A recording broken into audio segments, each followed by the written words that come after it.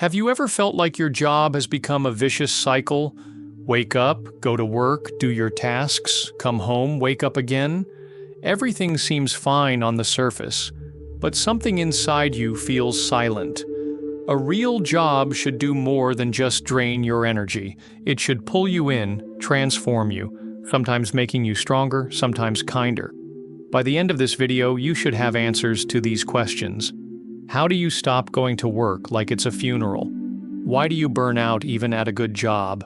How do you realize you're not living your own life? Jungian analyst Thomas Moore, in his book Care of the Soul, draws an interesting parallel. He calls work an opus, like the ancient alchemists did. Work is a laboratory where a person is refined, transformed, grows, or conversely, fades. Every day at work is another stage of the opus. It can be black, in a negredo, when everything collapses and feels dead, or white, albedo, when clarity dawns. But the key is that it's a journey where the soul undergoes its becoming. Work does something that slowly but surely changes you from within. It makes you more attentive, precise, patient, or, if you don't choose it consciously, it can wear you down, like water eroding a stone. The word opus, from Latin meaning labor, creation, refers to both a musical composition and a spiritual task. Every person has their own opus. Falling in love with your work means recognizing, I'm not just working, I'm creating my great work, even if outwardly it's cleaning, programming, or filing paperwork. What matters is how you approach it, what you reveal about yourself, and how present you are in it. Some people can't stay in a job and don't know what to do with their lives. They take a position, even if it brings money and some satisfaction, but still feel out of place. This is what happens when a person abandons their inner opus. They may be talented, charismatic, loved, but every time they take another job, they doom themselves to feelings of emptiness and meaninglessness. They seek external markers of success, stability, money, but their soul remains cold. This leads to aggression, depression, inner withdrawal. Such a person isn't a failure, they're an alchemist who stopped tending to their great work. Many of us are reluctant to admit that we hate our jobs, not because they're difficult or exhausting, but because they don't touch our souls. We don't feel growth, meaning, or depth in them. As Moore writes, we become living dead, zombies in the workplace. How do you start living differently? Stop thinking of work as something external to you. It's not just tasks and deadlines. It's a space where you live, breathe, and grow. Even if you're, say, a call center operator or a salesperson, the question isn't about your position. The question is, can you be yourself there? Can you bring your soul to it? If yes, even a simple job becomes alchemy. If no, even the most successful career will feel like a prison. Look at your job as a mirror. What does it show you? What in it helps you grow and what breaks you? What do you do on autopilot and where are you truly present? You can fall in love with your work, but to do so, you need to stop treating it like a prison sentence. If you allow yourself to be alive at work, it will become yours and you will become yourself. When we're asked, who do you want to be? We automatically start listing options: lawyer, developer, doctor, debt collector. As if choosing from a menu, but Moore says otherwise. You don't choose your calling, it chooses you, or rather it calls you. Your task is to listen. A calling isn't about logic, it's a feeling. The word vocation comes from the Latin vocatio, meaning voice. It's not a pros and cons list, it's an inner response. Something inside you says, go there, try that.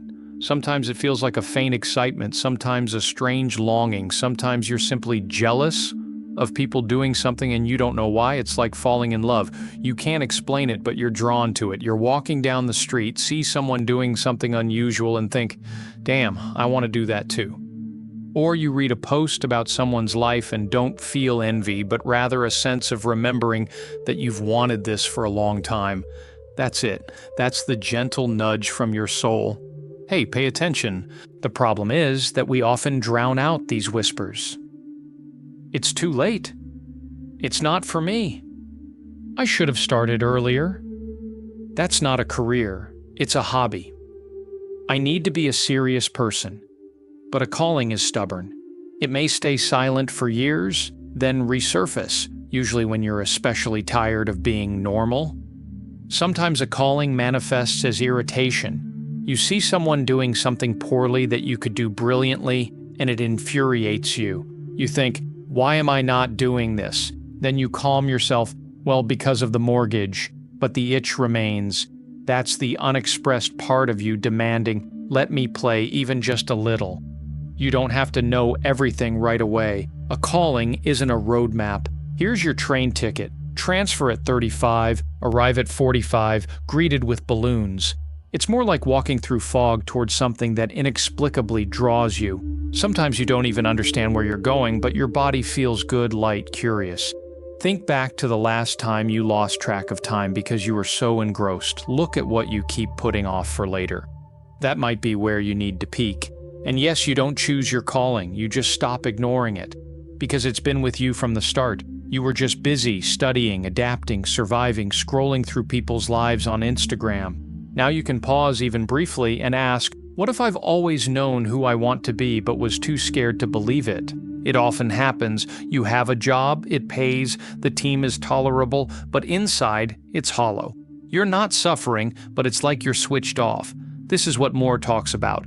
A job devoid of soul is the great hidden illness of our time. If your soul isn't involved in what you do, it retreats into the shadows. And sometimes what we attribute to fatigue sets in. Irritation, burnout, apathy. In reality, your soul is just grieving. One client once told me that every morning feels like erasing their personality to put on a uniform. The symptoms are simple. You don't want to get up in the morning even if you've slept enough. You constantly want to escape into TV shows, alcohol, fantasies. You lose interest in other areas of life. You wish something would happen, anything, just to avoid work. This isn't laziness, it's a signal. Your soul isn't interested. Another example, a man took a deliberately dull, low-paying job despite having experience and education. He did it unconsciously, as if punishing himself for not realizing his potential. This is a form of inner self-destruction. He didn't just dislike his job, he was losing himself through it. How do you know you're not in the right place? Ask yourself, where in my work am I present, and where am I just a function? But don't quit everything right away. First, listen. Moore doesn't urge you to resign and move to the mountains. He says, listen to your longing. And it will tell you. For example, you're not living here. You're just existing. Sometimes we think, all right, I changed careers, found a new job, now it'll work. But then depression creeps in again. Boredom returns, followed by self-criticism and procrastination. And here, the issue might not be the job at all, but what we bring to it. How does the past prevent you from falling in love with your work? Family scripts. For example, if a father often said, work is a grind, a child internalizes the subconscious belief. Labor equals suffering. Then, any attempt to enjoy work triggers an inner conflict, even guilt or self-sabotage. Personal traumatic experiences. Rejection, failure in youth, humiliation at a first job, mockery from a teacher, or devaluation by significant adults. These form bodily and emotional memories that resurface every time a person faces a challenge. Negative family loyalty. Sometimes a person doesn't allow themselves to succeed because it feels like betrayal. If a mother suffered at work her whole life and her daughter builds a business and finds happiness, it's as if a chasm opens between them. This often happens unconsciously, but carries immense power. Work isn't just an office, it's an arena where old stories play out, or, as Jungians would say, a psychodrama of archetypes. You might play the role of a boy who's allowed nothing, sabotaging promotions, or a wife who must carry everything and burn out. We often unconsciously reenact family scripts at work: fear of a boss like fear of a father, inability to rest like in childhood when only lazy people rested, or the feeling that everything must be perfect because school devalued anything less than excellent. It's not your job making you unhappy, it's your shadows coming alive in it. What to do? Realize the script isn't you. Stop expecting work to resolve issues unrelated to it. Sometimes, to start a new job, you need to let go of an old story. Not quit, but release the image of yourself you inherited. Only then can you stop playing someone else's script and start building your own. And sometimes it's like this: the old no longer works, the new hasn't arrived, and inside there's a knot. You want this, that, and nothing at all. Chaos. That's normal. More than that, it's necessary. This is creative chaos. The soul can't birth something alive without destroying something dead. Culture teaches us, be consistent, know what you want, don't waver. But the soul isn't a resume. It's a process where you might need to wander, be silent, try something not yours, make mistakes, shelve plans. Here's an example. A woman worked as a nurse but was interested in psychology. She also wanted to be an artist. She felt fragmented, but her chaos was a signal. I don't fit into one profession. Let me sing with different voices. Or take Sting. Before he was Sting, he worked as a bus conductor, a teacher, a civil servant. He didn't know who he'd become. He just moved, tried, listened to what pulled him. Then, one day, it all came together and gave birth to him. Sting didn't plan to be Sting. He just didn't stop himself from changing. Imagine Sting checking your bus ticket, stamping it, and saying, I don't know what to do with my job. I don't want to do this when I'm old. And the reasonable question arises, how did he get from one point to another? Don't forget, he didn't know he was going to become Sting. He could have spent his whole life as a bus conductor. That wouldn't have been a catastrophe, but he wouldn't have found an outlet for his boundless creativity. In times of despair, when searching for the right job, it helps to read biographies of people who found their path. You'll see how low a person can sink and how impossible their prospects can seem. Yet, with faith in their abilities, they eventually achieve what they wanted. Sting is a great example. As a successful musician, he's a sincere poet of emotional experiences. As a former teacher, he gives his lyrics weight and ideas. As someone who grew up in the provinces, he wields his success with rare maturity. It's not just about achieving success, but about becoming a deeper, more complex person through these trials. You let the alchemy of your difficult journey imprint on your character, transforming you into a richer person. Then, any job you take on will align with your experience and foster your growth. Why does chaos scare us? Because it shatters the image. I must be confident. I have to know what I want, and I absolutely can't start over. In chaos, there's a chance to become someone you've never been but always wanted to be. Chaos isn't what derails you from the path. It is the path. You can't fall in love with your work if you don't allow yourself to search. Have you ever felt like you just want to stop? Not decide anything, not choose anything. Just be alone, without phones, plans, or musts. Sometimes you need to retreat to the tower. This is when you go inward, to be alone, because that's where you connect with deep inner forces. It's like a winter hibernation.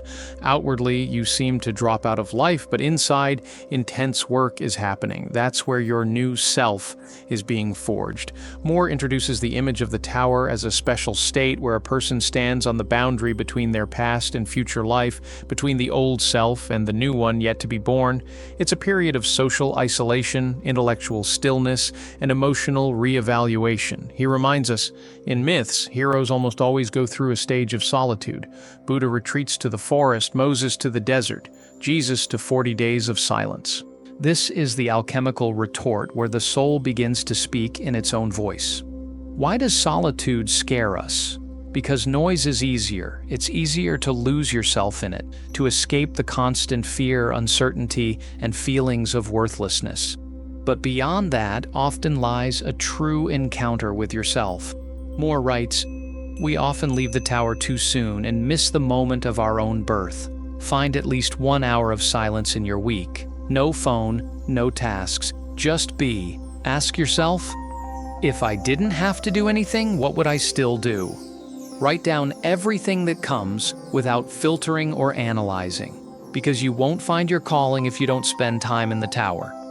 Falling in love with your work is impossible if you're always in motion, responding, chasing others' desires. Sometimes you need to retreat into the shadows, into silence, into nothingness, and wait for the moment when something inside says, this is it, mine. There's a quiet, sticky fear. I've wasted too much time. There's a myth that if you haven't found yourself by 30, your chances are slim. By 40, forget it. After 50, you might as well pick out a cemetery plot, but that's a myth. The soul matures at its own pace. Whether you're 27, 43, or 71, it doesn't matter. What matters is, are you ready? One man started writing at 70. He said, "I spent my whole life storing words inside, and now finally I can say them." He didn't write for fame, he simply ripened.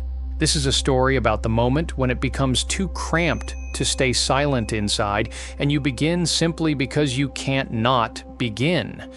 When you start anew, you're no longer proving anything. You're choosing. You're not chasing success. You're seeking meaning. You're not running. You finally stop and ask yourself, who am I, really? A restart happens when the old image of you no longer works, and the new one is just forming.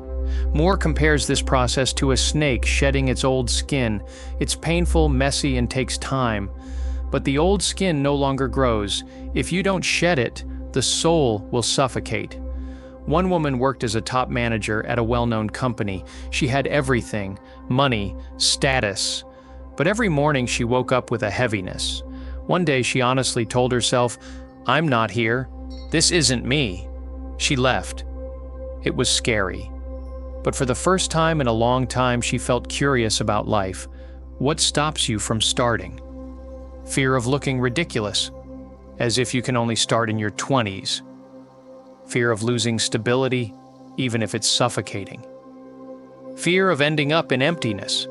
But emptiness isn't the end. It's the beginning. It's fertile soil, a blank canvas. Think about what you've been putting off for better times. Why?